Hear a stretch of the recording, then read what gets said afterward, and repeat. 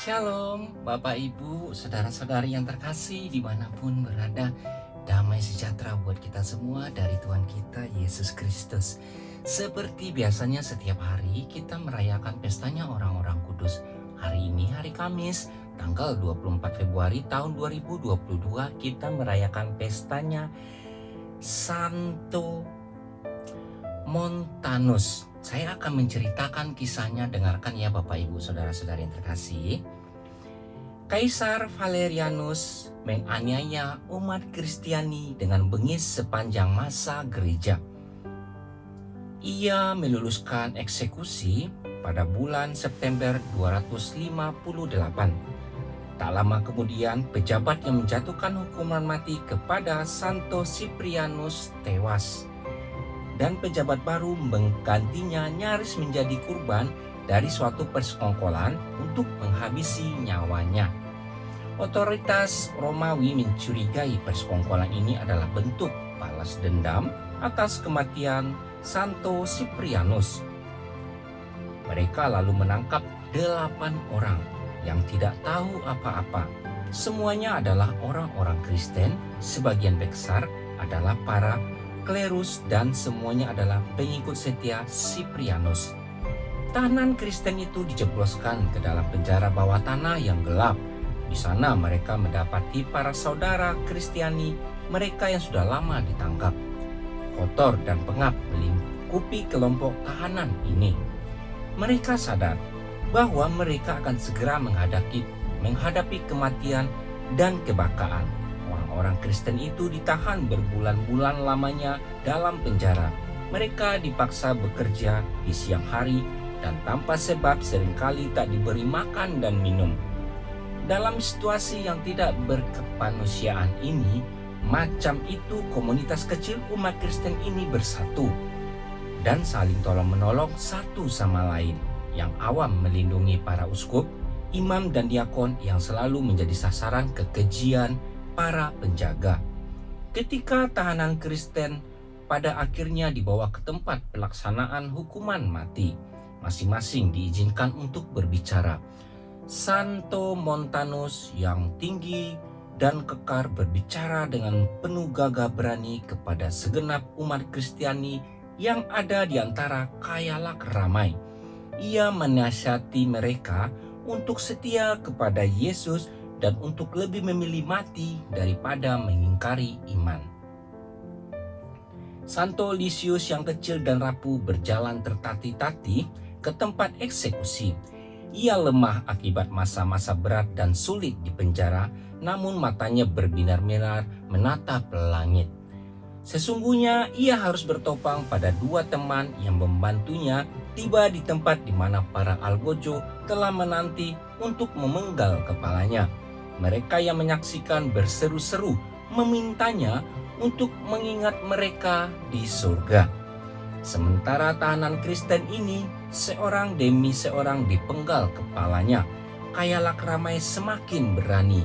Mereka menangisi para martir yang menderita ketidakadilan. Tetapi mereka bersuka cita juga. Mereka sadar bahwa para martir ini akan memberkati mereka dari surga.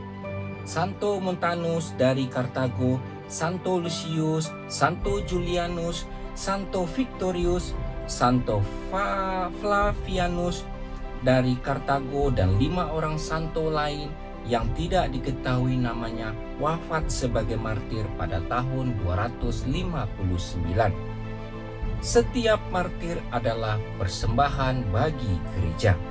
Demikianlah Bapak Ibu saudara-saudari yang terkasih tentang perayaan Santo hari ini.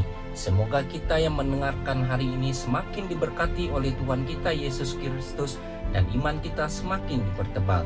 Selamat berkarya, selamat bekerja, selalu kasih sesama dalam perantaraan Tuhan kita Yesus Kristus. Terima kasih Bapak Ibu saudara-saudari yang terkasih. Hari ini saya akan melanjut lagi ke bacaan liturgi. Ayo ikuti saya selalu. Terima kasih, Tuhan Yesus memberkati. Amin. Hari ini hari Kamis tanggal 24 Februari tahun 2022. Bacaan pertama diambil dari Yakobus 5 ayat 1 sampai 6.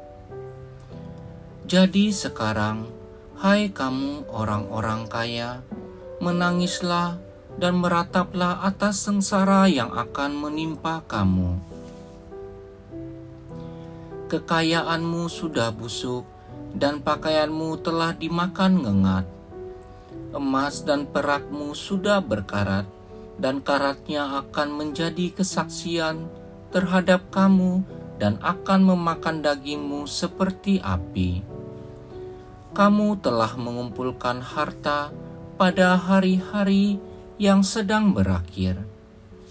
Sesungguhnya telah terdengar teriakan besar, karena upah yang kamu tahan dari buruh yang telah menuai hasil ladangmu dan telah sampai ke telinga Tuhan semesta alam keluhan mereka yang menyabit panenmu. Dalam kemewahan kamu telah hidup dan berfoya-foya di bumi.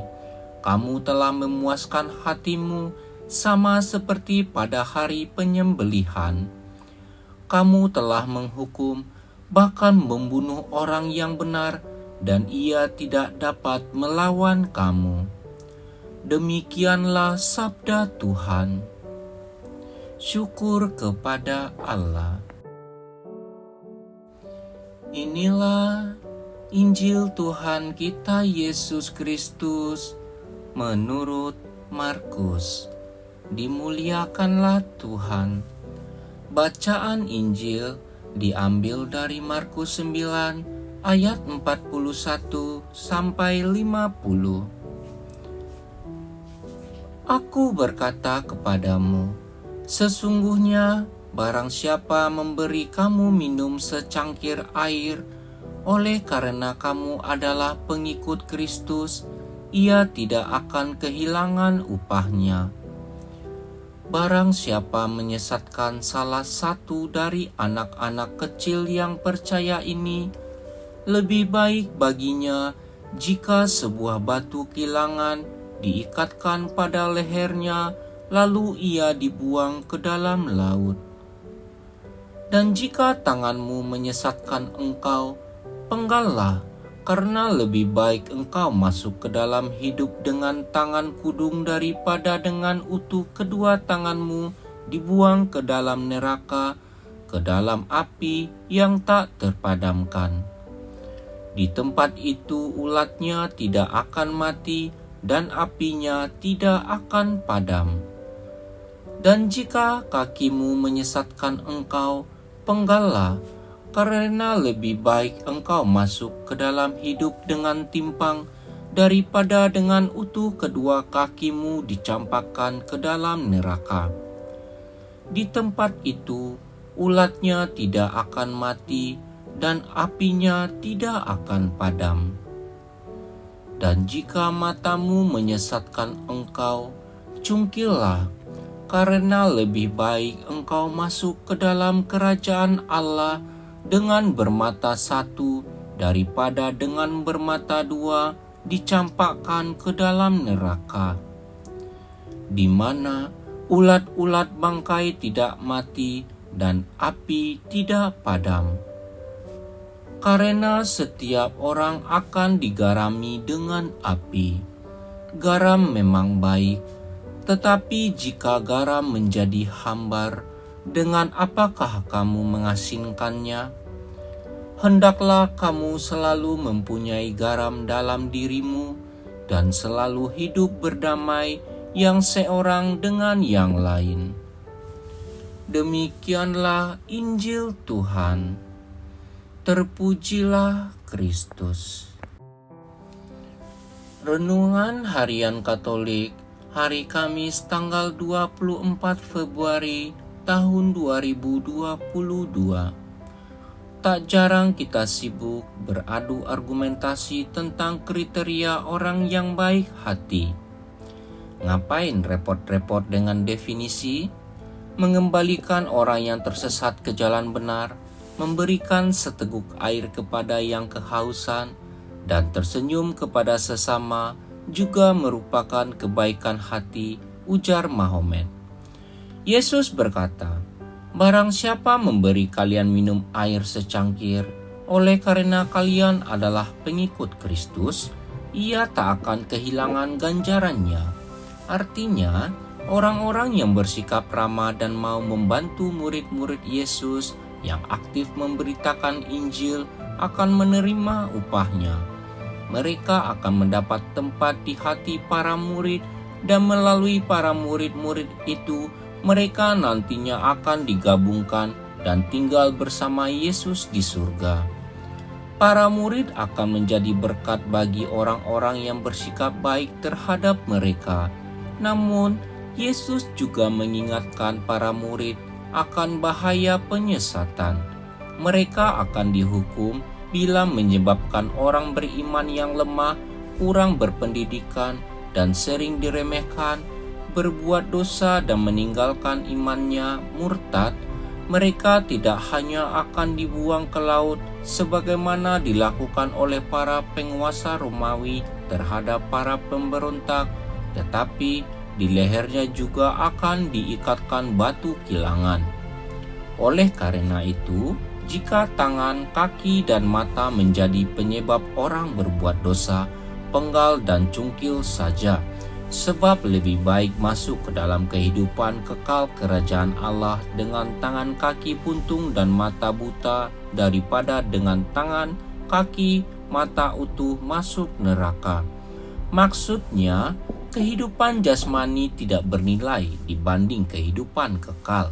Namun, semua itu bukan berarti bahwa Yesus menghendaki agar orang membuat dirinya cacat secara fisik, sebab cacat fisik saja tidak menjamin orang berhenti berbuat dosa.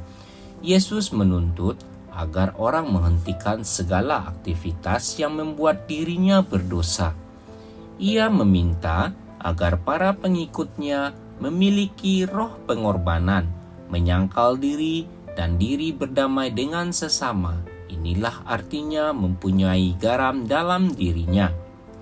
Oleh karena itu, sebagai pengikut Kristus, kita harus berani meninggalkan kebiasaan atau tabiat buruk yang menyesatkan diri sendiri dan orang lain.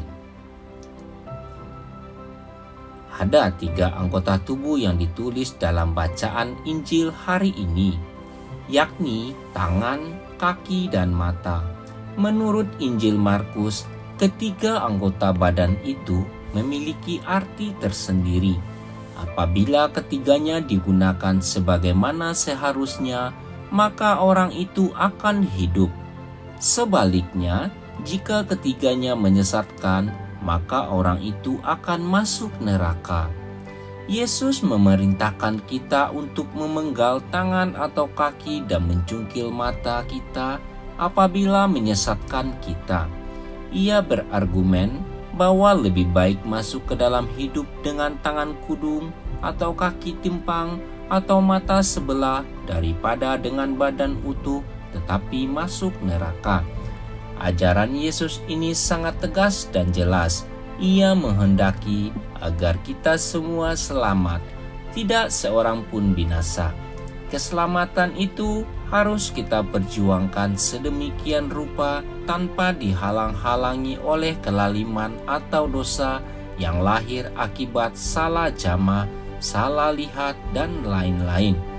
Pada sisi lain, Yesus juga menghendaki agar kita menjadi bantuan, bukan batu sandungan, bagi keselamatan orang lain.